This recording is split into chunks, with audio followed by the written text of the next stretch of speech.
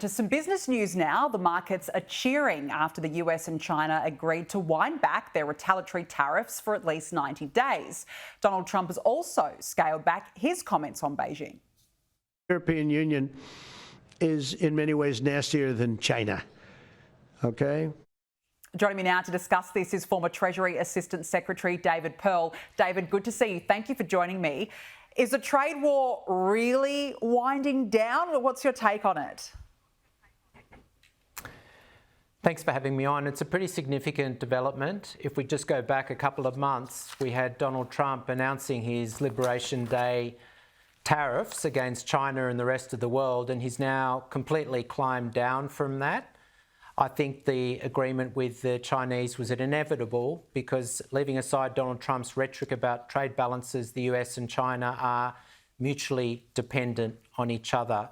And to the extent that this agreement has forestallen the possibility of a breakdown, it's fantastic news for Australia. That said, the uncertainty that we've seen will continue because Trump's approach to trade is messy and bordering on chaotic. I'm hoping that Trump, being a pragmatist, is stepping back from his protectionism and he'll focus from now on the more constructive, economically sensible parts of his program, tax reductions for American companies and individuals, and also energy deregulation, and leaves protectionism, which is just corporate welfare, to one side.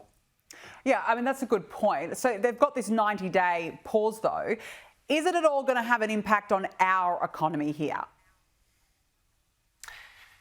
If there was a disorderly decoupling between the US and China, it would have made Paul Keating's Banana Republic moment in the 1980s a walk in the park. It would have been an existential event for Australia. The fact that that is now unlikely is positive news for this country. But as I said before, if you're renegotiating the terms of global international trade, it's going to be messy and uncertain for quite some time. But if the US and China can re-establish their trade and financial relationships, that gives a solid baseline, if you like, for the Australian economy.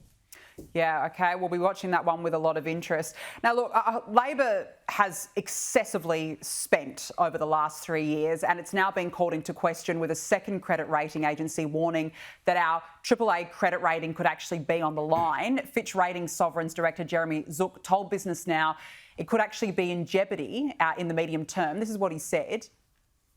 When we think about Australia's public finances, Australia, compared to its AAA peers, is somewhat towards the weaker end when we look at the level of the fiscal deficit, which we think about a general government deficit level, including state and federal governments.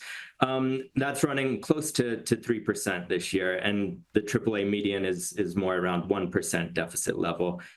David, look, there have been so many cash splashes by Labor this election, plus the last 3 years, as I said, has seen record government spending. It's been out of control. How much of an impact is this having? It's certainly having an impact. It's attracted the attention of the credit ratings agencies, but the credit ratings agencies and their individual ratings for economies are quite superficial. If Fitch and Moody's opened up the books and looked more closely, they'd see that we have three fiscal time bombs. One, our addiction to entitlement spending, including the NDIS, which our official forecasts assume will grow at only 8% a year instead of 14%. We also assume a further decade of bracket creep paid by a shrinking proportion of the working age population. We assume no further increase in defence spending, and our national productivity performance to be far better than it has been in the last decade. So if you actually unpack each of those assumptions, our medium-term fiscal outlook is very poor, and AAA rating is actually a positive gloss.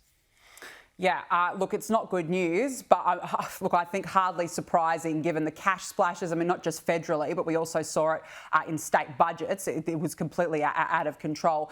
Before we let you go, David, I want to get your thoughts on Susan Lee becoming opposition leader. I mean, this could be indeed a time for renewal for the party, but What do they need to focus on, and especially by way of economic policy? Because, I mean, the economy is meant to be a key platform for the Conservatives. We haven't seen it in recent years, but what do they need to do you think? Well, firstly, tear up Peter Dutton's economic playbook from the last election, which would have raised income taxes, matched Labor's cash splash dollar for dollar, and done nothing about our addiction to spending. So put that to one side. I just emphasise 3 points for the new leadership team. One, don't forget that tax is the natural territory for Liberal or Conservative political movements. Not only does it make sense economically, we shouldn't forget that both the Hawke-Keating and the Howard government placed tax reform and in particular the reduction of our high income tax burdens at the centre of their growth agendas. So let's not forget that. I think the opposition should do that. But tax is also a political issue. Every Australian or most Australians pay tax. Very few Australians think they should pay more. Yet if we have a decade of bracket creep, the average tax rate paid by Australians will rise by 15%. So I think the opposition should say bracket creep will not be tolerated anymore, just as we don't tolerate not indexing pensions. It's a moral issue, not just an economic issue. The other point I'd make is fairness. Labor's definition of fairness is let's allocate favours and subsidies to identity groups based on some assumed moral superiority. The Liberals should emphasise equality of opportunity and meritocracy. Not only are they Liberal and good Conservative values, they're Australian values, and I think they've lost sight of that, and that's a very clear way to differentiate themselves from their opponents. Yeah, I think that's a really fair point. It's going to be an interesting 3 years ahead. David Pearl, nice to see you. Thanks so much for joining me this evening.